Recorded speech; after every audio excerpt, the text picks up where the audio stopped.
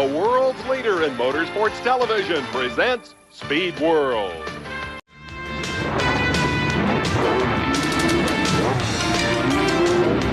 The shape of speed. Abstract, brutally beautiful. The sound of speed. Raw excitement. The men of speed. Hard, intense, and fast. From all over the world, they gather annually in a sleepy Central Florida town called Sebring for the premier sports car race in the United States, the 12-hour Sebring Grand Prix of Endurance.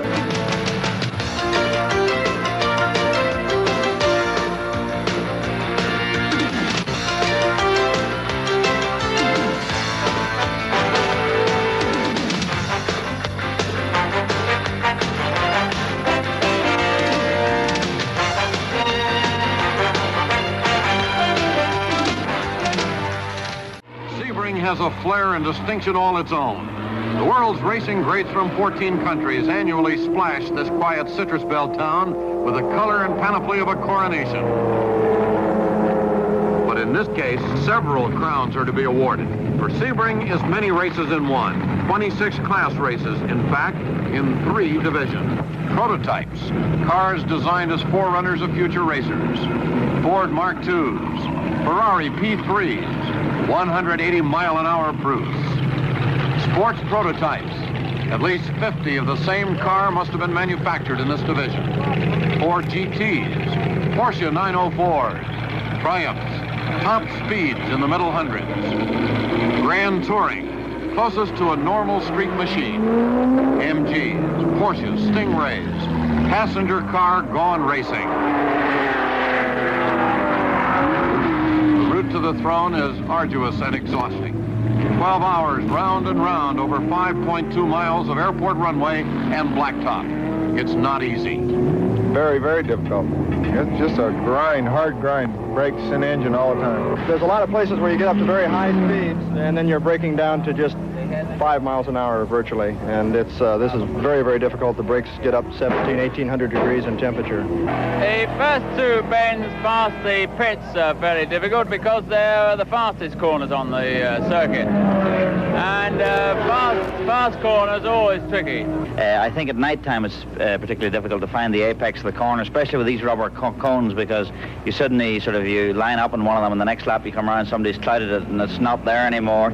You can find yourself in difficulty. This course is probably the most challenging in the world, including Le Mans. I think Le Mans is easier than Sebring. The surface is so rough, the cars get taxed, the drivers get taxed a great deal more here than anywhere else in the world. Oh, it's tiring. You know, there's not an awful lot of rest here. You know, you work pretty darn hard. A lot of hard braking and all that sort of stuff. Our trackside experts, National Speed Sports News editor Chris Economaki and former U.S. road racing champ Bob Holbert. Bob's logged over 10,000 miles on this course, winning 6 class victories in 7 years, driving everything from Porsches to Shelby Cobras. Bob, what does it take to win? Well, Chris, first of all, it takes a good car and it takes a good driver. The driver has to know the capabilities of his car and himself, and he has to be able to set a 12-hour pace that he can maintain. It takes pit work and it takes teamwork. We have a team and a team manager, and most important of all, it takes good strategy planning by the team manager and the team. The team concept is much in evidence. Ford's 6-car factory team is shooting for the championship. Stock vehicle manager John Crowley determines strategy. Will you assign lap times to your men? Yes, they will have lap times. Can you tell us who your rabbits will be and who your steady boys will be? Well, I think we'll have Dan Gurney out front. He set a new qualifying record, and he's got a car with a lot of potential, and we'll have him out front. How about behind him? Who's going to be the slow one? Well, we'll probably keep A.J. Foyt and the second 4.7-liter car back and let Graham Hill go out front, too. Ferrari development engineer Mike Parks will co-drive with Bob Bondurant, the only factory Ferrari prototype entered. The V12 Ferrari P3. Parks planned the race. Well, of course, it's a very difficult problem coming here with one car only, because you can play it several ways. But our aim is to finish the race, and I shall have to play it very much by ear, depending on how the other cars running. Would you pick a lap time and try and stay with it, Mike? Well, we probably will, yes. Based on previous years, I've done a little sum, and it looks as though one ought to go at about 3 minutes 3 on every lap to win the race outright. Last year's winner, Jim Hall's automatic transmission Chaparral, is a new car this year, coupe-bodied and heavier. All strategy. We've had a little problems during practice. We don't quite know how competitive the cars are going to be, so we're really going to have to make it up as we go. I think the 427 Fords are a little faster than we are, so we'll kind of string along with them and see what happens. Will you assign lap times to the two cars? Possibly after a couple hours running. We'll just have to see how quick the cars get. Now the teams put their planning and strategy to the ultimate test. The aspirants to the crown move with anxious ease through the last minutes. Jim Hall's defending champion Chaparral, heavier and ill-prepared compared to last year's winner, will have a tough time against the massive, impressive Ford prototype entry and the very fast, traditionally reliable Ferrari prototype. In the smaller engine cars, the Porsche Carrera 6s face formidable opposition in their first meeting with a dino-ferrari. In a moment, they'll put car, strategy, and raw courage on the line in a 12-hour run for the crown. Sebring, Florida, moments before the race for the crown. Fastest qualifiers to slowest are ready to get on with it, and so are their fans. Only seconds now as 64 drivers face their cars on tiptoe. And the sprint is on, the slowest moment of the race.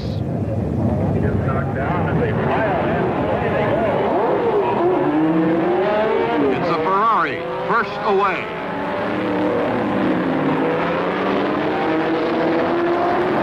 Gurney appears to be stalled. The rest of the field racing away. Amazingly enough, it's the smaller engine dino-ferrari leading the pack. And through the dangerous S's, the Dino's still in front, chased by Graham Hill's lightweight Ford GT. A frantic Gurney still trying to get started. His handicap growing every second. Now Graham Hill's more powerful Ford GT has passed the Dino Ferrari. The Rodriguez Andretti car third through Webster Turn. Gurney's off, but a half lap down. He'll have to move. Minor trouble on the turn. Through the hay bale spins the White's Fisher Ford GT, but everything's okay.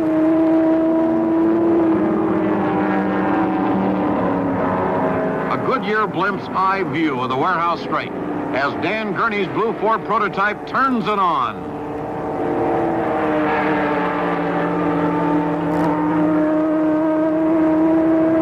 In front as they complete lap one, Graham Hill's Ford GT. Mike Parks takes second. Dan Gurney's going like a rocket. Fastest qualifier at 107 miles an hour. His troublesome start put him 63 cars down. An enormous handicap for the car Ford planned to lead the race.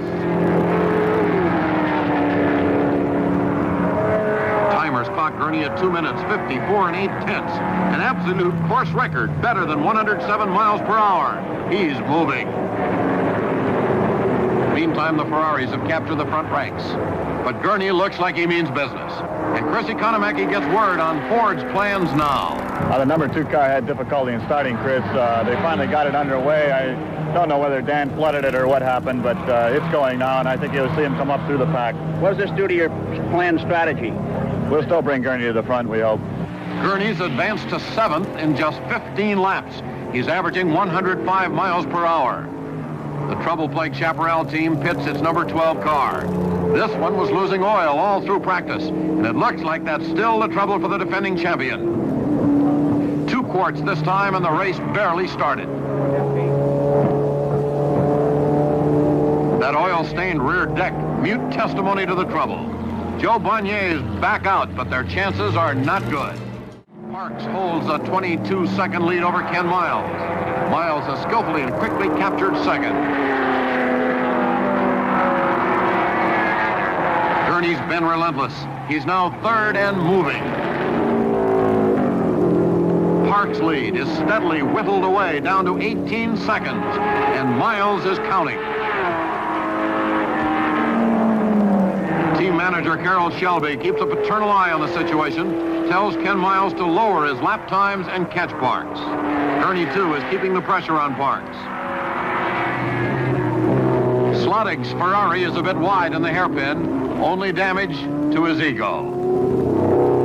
It's neck and neck now. Parks, Miles, Gurney close enough to cover with a blanket as they roar through the Webster.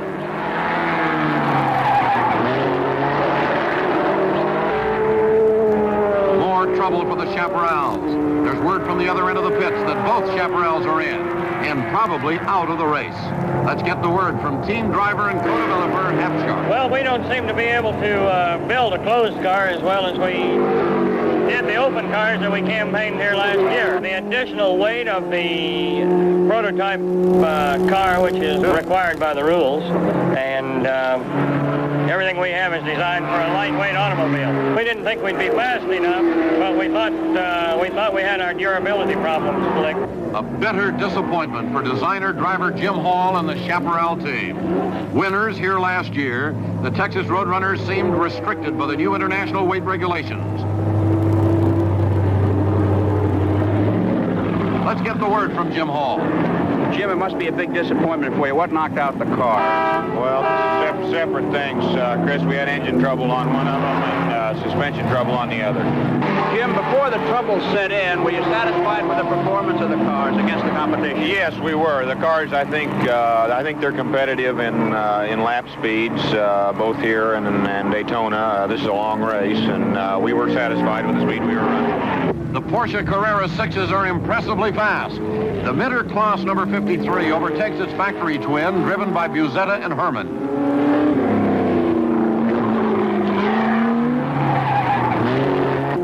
And now the Rabbits in second place.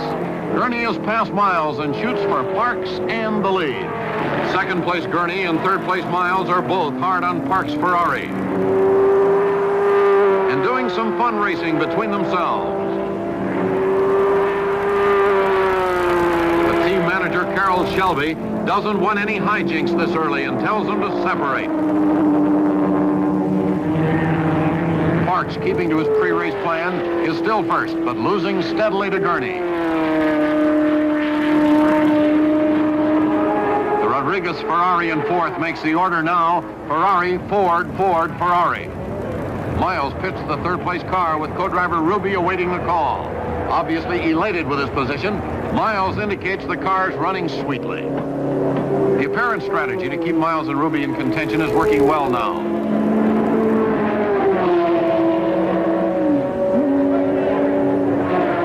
Ruby's ready to be off, but no start. Shelby wonders if it's a repeat of Gurney's problem.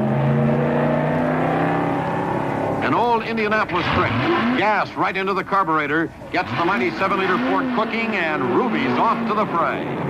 And what a fray. Parks has surrendered first to Gurney. He's now down more than a minute, but still driving a steady 3-minute lap despite the runaway Fords. And Gurney's a runaway first at last. It took him just 25 laps to pass all 63 opponents. Ruby's settling in at third according to plan. Triumph and tragedy shared the 66 12 hours of Sebring. In 25 laps, Dan Gurney passed 63 cars and took the lead. But in late afternoon, Bob McLean flipped his Ford GT40 and was killed. And after nightfall, Don Wester collided with the crippled Ferrari of Mario Andretti and went off course, killing 4 spectators who were in an unauthorized area. As we rejoin the action, Gurney leads, the Ferrari pits. Parks pits the prototype Ferrari for Bondurant to relieve him. The giant 4 overhead cam V12 engine working superbly, keeping Parks well up in the standings.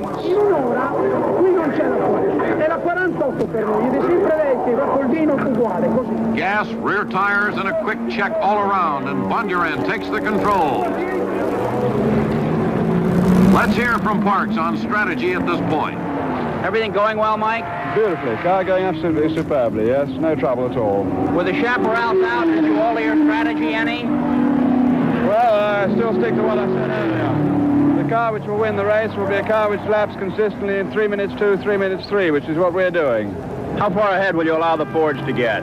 Well, up to a lap. Smoke funneling into the sky at the hairpin. Communications are knocked out for 10 minutes. When restored, the crowd learns Bob McLean of Vancouver in a Comstock Team Ford GT40 was killed when his car overturned.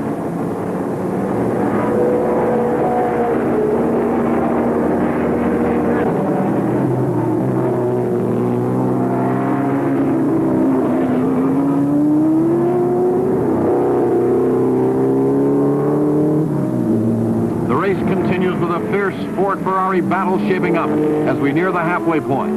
The Gurney Grant Ford first. Parks Bondurant Ferrari second. Miles Ruby Ford third.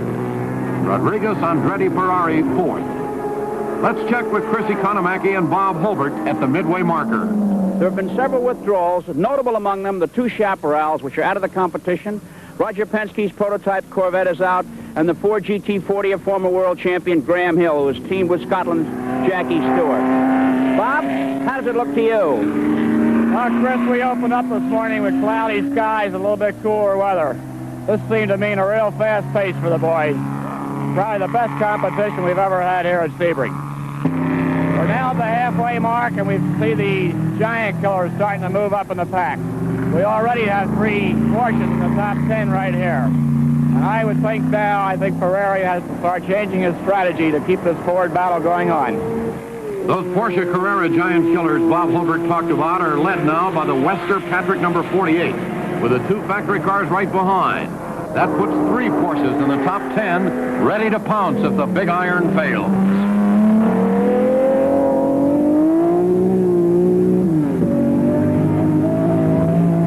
Porsche's main opponent, the very quick dino-ferrari, is pitted with rear suspension problems. This long pit stop puts a crimp in Ferrari's plans to make some under 2-liter points. The Bandini-Scarpiotti team can't be discounted.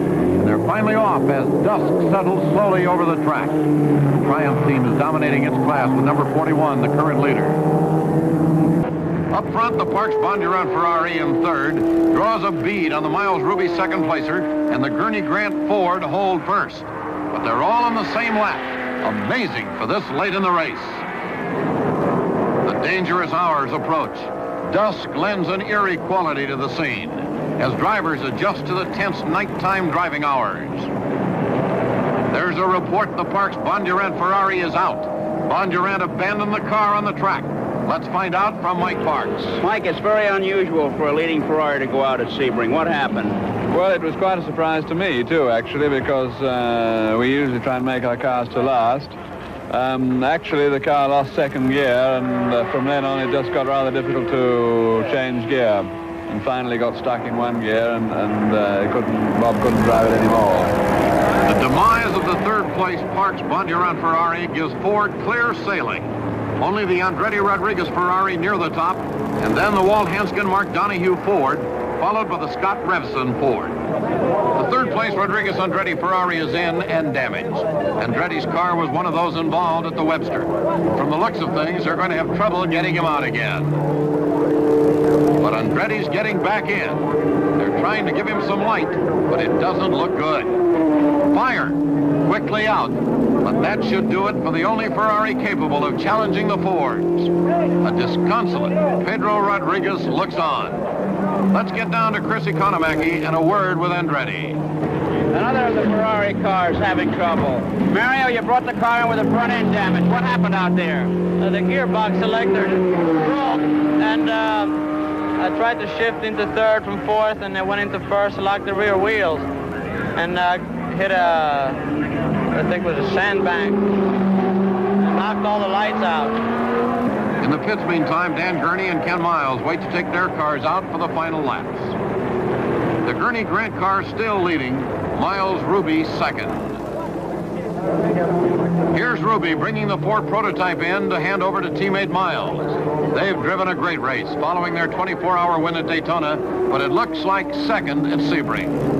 Team manager Shelby, with his cars first and second, has a word of caution. Wants no last-minute errors.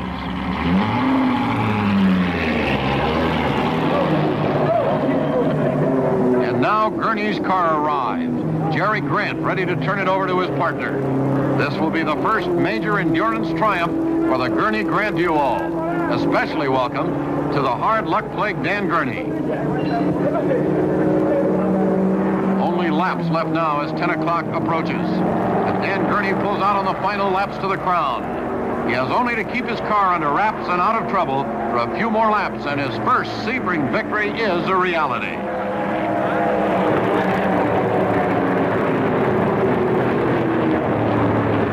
And there's the flag on the stroke of 10. Gurney should be coming by any moment to take the checker. No, he's pushing his car. Gurney apparently stalled on the track and is risking disqualification for pushing the car across the line. An unbelievable development at the last instant, and Gurney is robbed of victory. We don't know what happened at this point, but Miles is driving into victory lane to accept the crown, the apparent winner of this action-filled classic.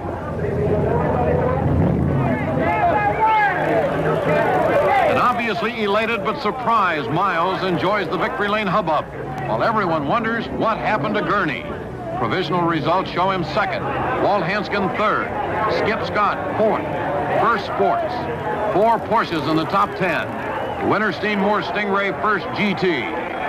Victory lane and the Gurney story after this word. Ken Miles and Lloyd Ruby, and of course the beauty queens.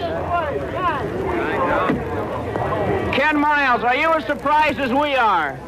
I'm slightly ashamed. Well, it was a big day for Ford, wasn't it? It was a good day for Ford. I'm very happy with the Ford Motor Company. I'm very sorry indeed for Dan. He really deserved to win the race. He drove a beautiful race, and I'm sorry that something happened at the last minute. How did Lloyd go for you? This is your third big long-distance win together, isn't it? I like Lloyd. What's next for you? Le Mans. How about the strategy, Ken? Did you stay with your plan throughhout the day? Yeah, we just drove it the way we thought the car should go. Did you feel that? Did you taste that P3 Ferrari much? No trouble. No trouble? No. Let me have a word with Lloyd Ruby over here. Congratulations, Lloyd. Are you as surprised as we are? We really are. I mean, I was already cleaned up and everything. I thought we had second made, and then you never know on them last laps. That's right. Well, continued good luck to you all. First sports category, the Essex Wire Ford GT, driven beautifully by Skip Scott and Doug Revson. First under 2-liter prototype, the very swift Porsche Carrera 6, driven by Joe Buzetta and Hans Hermann.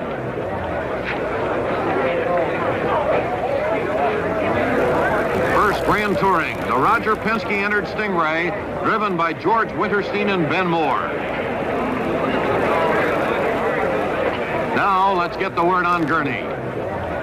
Dan, it seems like I'm always asking you what happened. Well, she quit. Engine trouble? I believe so. How long did you push it? Oh, probably almost a quarter mile. About a quarter mile. It's got to get better, doesn't it?